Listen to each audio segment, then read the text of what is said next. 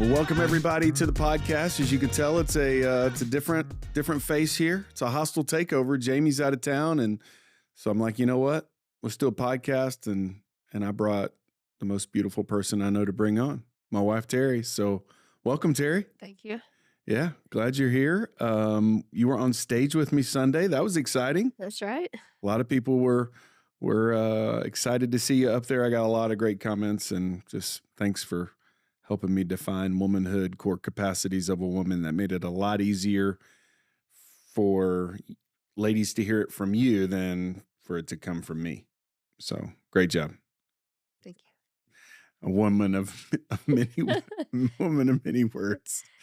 Cool. Let's jump into the submission piece. I mean, that's why the main topic of Sunday's message, right, was the role of a woman inside of marriage. And we said that for a husband, it's to lead, and that's what the word headship means. And so we talked about submission, that word be subject, on Sunday. And so at that point, you were already back in the audience. You had helped me do the womanhood definition, core capacities. As you listen to me talk about submission, obviously I didn't cover everything. Could have been 2 or 3 sermons. So what would be something you would say addition-wise? I know in the past we've talked about this. Personality comes to mind. Like, what if my personality isn't this way? What if I'm more outgoing and gregarious and I don't want to come alongside and cooperate? What would your words be about submission and potential personality differences of ladies? Sure. This is probably a conversation I've had a few times just since I'm not the bubbly outgoing. Um, Women will assume that it's easier to submit. Just comes naturally with a servant's heart or with being more even keel or behind the scenes or however you would put it. Um, However, it just looks different. So when you go back to the consequence of the fall in the garden and God saying that the woman would want to rule over her husband, that doesn't have to be loud. That can be manipulative. That can be quiet and harsh. So, yeah, personality can look different, but it doesn't make it easier or harder, I think, for a woman that is wanting to step outside of the role and lead. Yeah, so when we talk about like different personalities, you might even think for a guy who might be soft spoken or an introvert, and so headship or leadership, you might think, well, there's no way they could do that. Or for a woman who incredibly outgoing, loud, energetic, catalytic, even like I mean, I think about our daughter, our personality of Noelle. She is, I mean, up front, wants to be around people. I mean, she's got some natural leadership to her, and so the deal is how do we help her understand her role in submission, even with that great personality that God's given her? Right. Yeah, that personality is used in all sorts of areas of life. It will be her gift, and the only area that we'll need to make sure it doesn't take over is in a marriage. Doesn't mean she can't go plan a party or be the life of the party. Yeah, Just means when she and her husband come together to talk about what life's going to be like, that she's just using all her gifts joyfully under his leadership. yeah. It'll be fun to watch. Yeah. And even when I think about my boys, you know, you got a few of them that there's just a quiet leadership about them that is very different than me, where I'm more of a you know, very assertive leader. Whereas my boys are more behind the scenes. Man, they lead incarnationally. They lead by their actions, and it's a quiet leadership, but it's steady and it's just as cool and just as effective. It's just very different than what they see their dad do sometimes. Yeah. So that'll be fun. Yeah. Um, let's talk a little bit about marriage as a whole, and something that I think is needed for leadership and for submission so that oneness can happen. And that is something we've talked about a lot, and that's benefit of the doubt, or seeking, or thinking the best of another person, instead of immediately assuming that they're here to for my harm or against me. Yeah. So talk about benefit of the doubt a little bit. Yeah, it's just living daily, with the mindset of Russell's got my best interest in mind. It just filters the little things, it filters the big things, it filters the, dirty clothes on the floor. That was not an intentional, "I'm gonna lay these here to make Terry's day horrible." Thank So you. it doesn't produce a bad thought in me because I know it didn't come from, any harmful intent. So, yeah, having a mindset of giving the benefit of the doubt just allows you to focus on what's important and Hmm. not worry about the small stuff.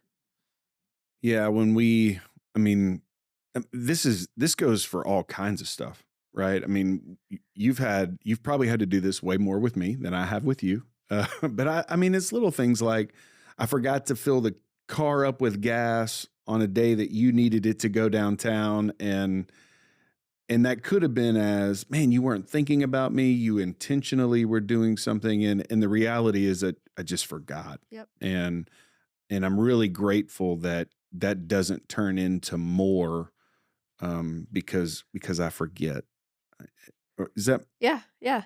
I think there's lots of things that can help us not go down the sinful road of conflict. Benefit of the doubt, biblical communication, just all sorts of things that can be habits and practices that are going to keep you from having to get to the point of, man, now we've got to do some biblical conflict resolution. so? As a leader, as someone who is, we've talked about, as someone who's to lead and to love you, obviously that makes a ton of sense to think Terry has my best interest in mind. Um, that she is doing the things that you do for our home and our marriage and our kids, and I'm not looking around trying to see where you're trying to sabotage something, because you're not. This is your home. This is your marriage. These are our kids, and when I look at you in a loving way, I recognize that, if something didn't happen that I thought should happen, or an expectation that I had wasn't met, it wasn't because you you were trying to sabotage our marriage or our children. It was something got overlooked or whatever it was. Life happens. I mean, Yeah. we're busy, and for me to say, "Man, she's had a long day. It's okay. We're on the same page here." Nothing to add. Nothing to add. Just You did kidding. good. Thanks. You just shake your head and smile. Fantastic. Good. I'm glad I said that well. Um, Thinking through, conflict resolution, communication, conflict resolution, probably the times that we've hung out with couples who are, maybe in a ditch, or their marriage isn't as strong as they'd like it to be. Most of the time, it's communication and conflict resolution. It's the ability to communicate well with one another, handle conflict quickly, not to let things linger. I know this really doesn't. We're drifting past like roles and responsibilities now, and maybe just some good practices for marriage. Most of this stuff's going to be covered in Reengage and Merge and all of the great ministries we have. But talk a little bit about communication, because you and I have very different communication styles, and over 25 years, how we've grown in that. Yeah. Like, me putting you on the Yeah, spot that's right it right now there. is that's This was not a question I helpful. didn't prep for. So you're more of an internal processor, Yeah, and I mean, I'm like, "Hey, let's just have a conversation anytime," and sometimes those roles are reversed, right? yeah, For us, when we think about communication, we think about timing of that communication. We think about the tone of that communication. We think about the heart of that communication. I think a lot of times, because you handle the finances of our home, I don't want to. I don't do that. You make sure our bills are paid, and man, you do that beautifully. I'm terrible at that stuff. But there are times we need to talk about finances, and I don't want to talk about it, right? And there's just a place where we have to recognize, hey, what's the time we're going to do this so that we can sit down and make it happen. And I got to get my mind right to enter into a conversation I don't really want to have. Not because anything's wrong. It's just, I just don't like talking about it. And we need to make sure our tone is right and our heart is right so that when we talk about something that could bring conflict, we just need to make sure we have our time and our tone and our heart in the right spot. What would you add to that?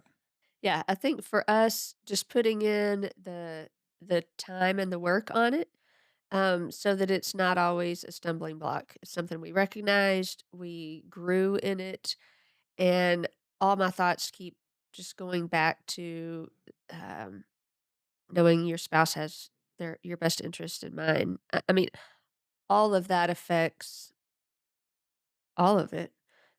So I'm relaxed when we need to talk about Mm, finances, when we need to talk about kids, when we whatever. There's no pressure, there's no being nervous because of the love and respect relationship we have, because of the assuming we have each other's best interest in mind.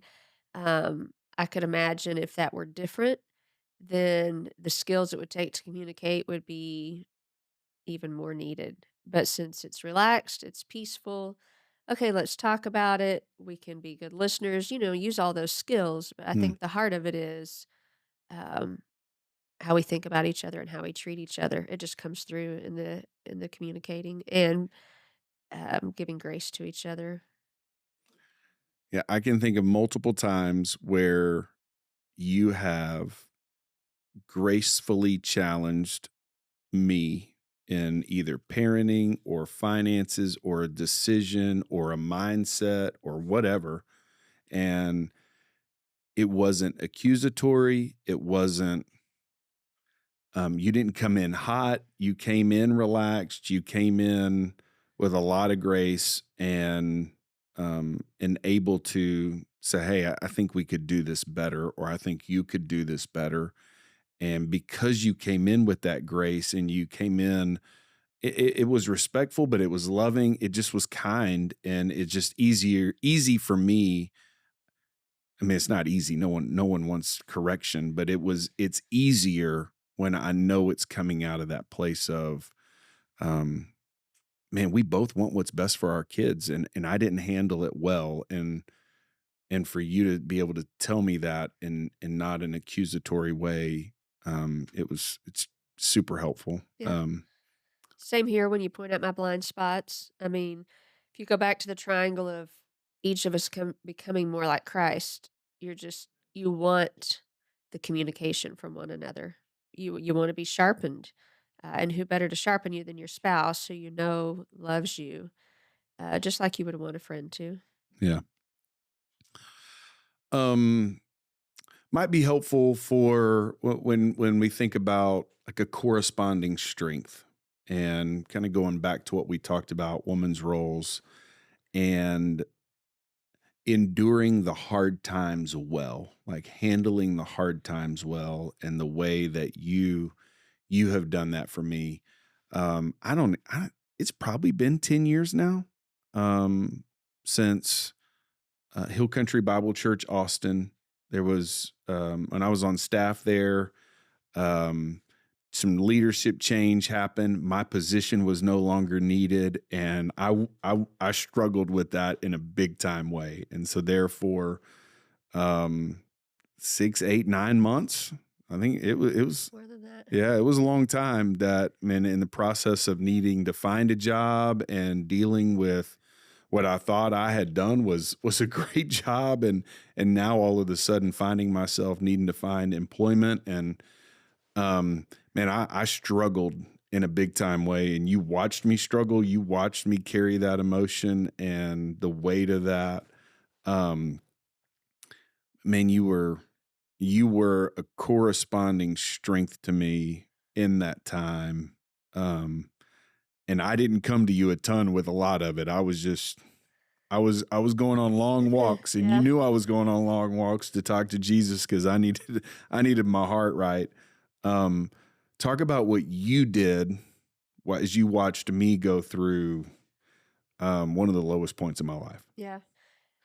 I think always learn, and you can look back and see 2020. Now, I probably would have said more, Hmm. stepped in more at the time. I don't know if that was the leading of the spirit or just hadn't grown in that area.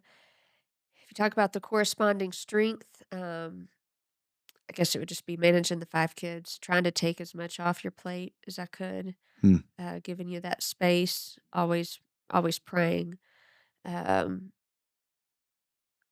yeah, being willing to hear ideas, talk through it, think through it, Yeah. and then realize that the emotion, um, maybe just detaching some of the emotion from it, knowing if you're gonna vent to somebody, might as well be me, Hmm. letting you, go through some grieving, just the emotions, and not maybe holding those emotions over you when it came down to, okay, now I can set the emotions aside. Let's talk about this. Yeah. Yeah, does that make sense? Yeah.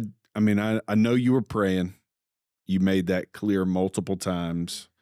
Um, you were encouraging multiple times. Like there were several statements you said to me through that I remember, and I was just really grateful for. Um, and yeah, it just when I think back to that, I can't imagine having gone through that without somebody giving me a ton of grace and some space. Um, and you respected me, and I mean, it's not like I just sat on the couch all day. We Yeah. we we we went to work. I Yeah, mean, we did. and that's the story for another time. And we went to work, and um, yeah, and man, we went to church.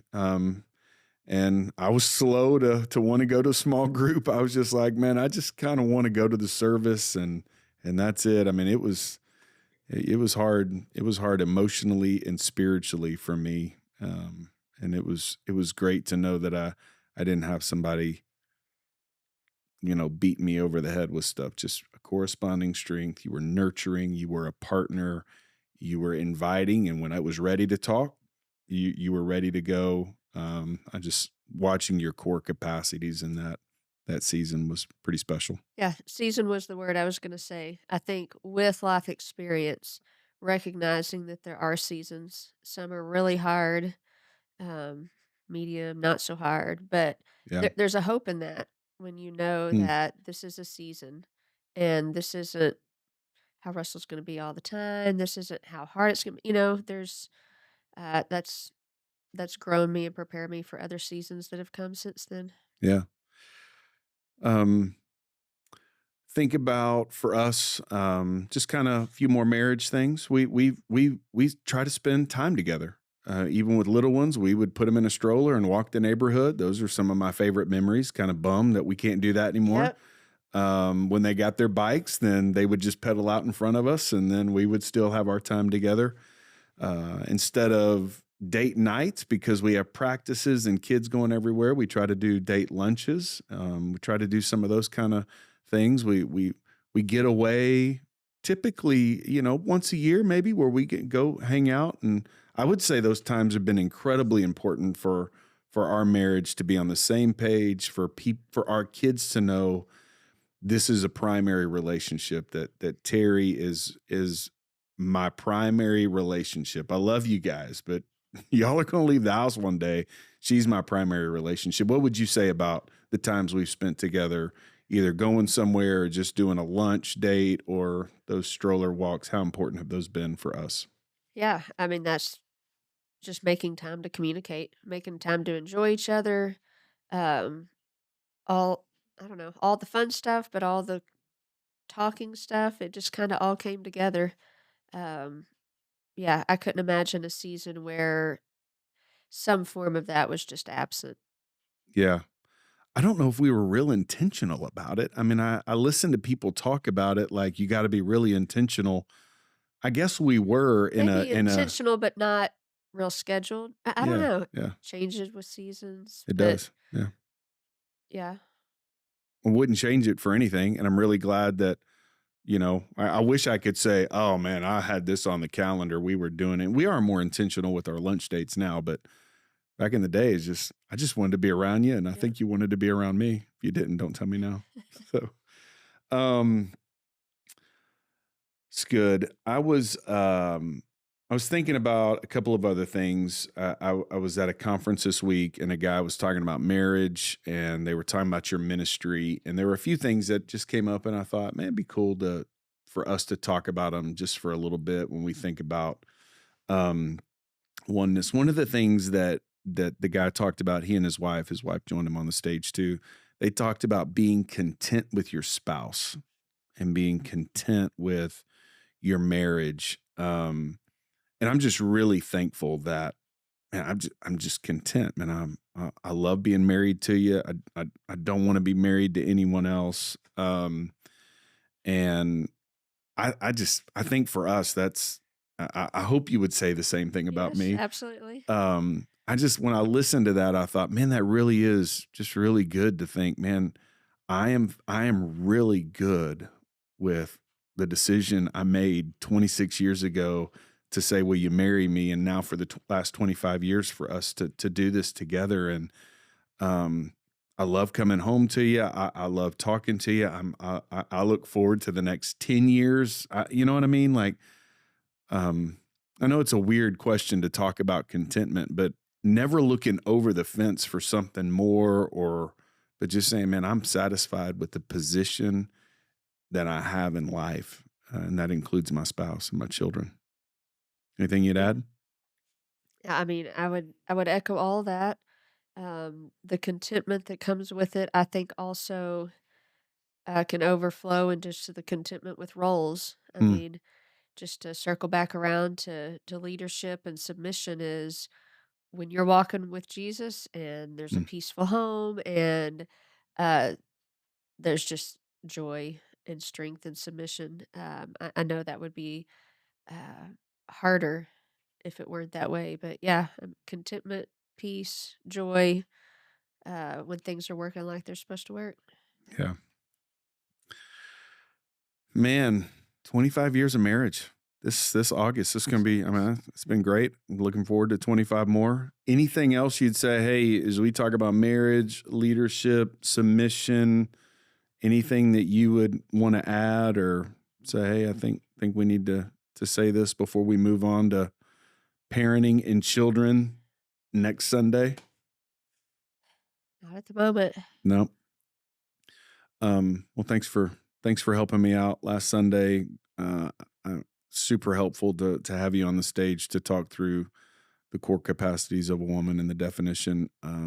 I take for granted the partnership that we have, and it truly is a partnership that you and I are side by side on this. We're shoulder to shoulder. I've never felt like doing ministry. I was doing ministry on my own. I never felt like. I hope you never felt like you were raising the kids alone. That we were in this thing together and trying to figure it out. Um, and so yeah, I love our partnership and thanks for doing it with me. Yep. Very good. Well, next week we'll talk a little parenting and kids, not only on Sunday morning but also in our podcast. So be on the lookout for that. Thank you guys for joining us, and we'll see you next time.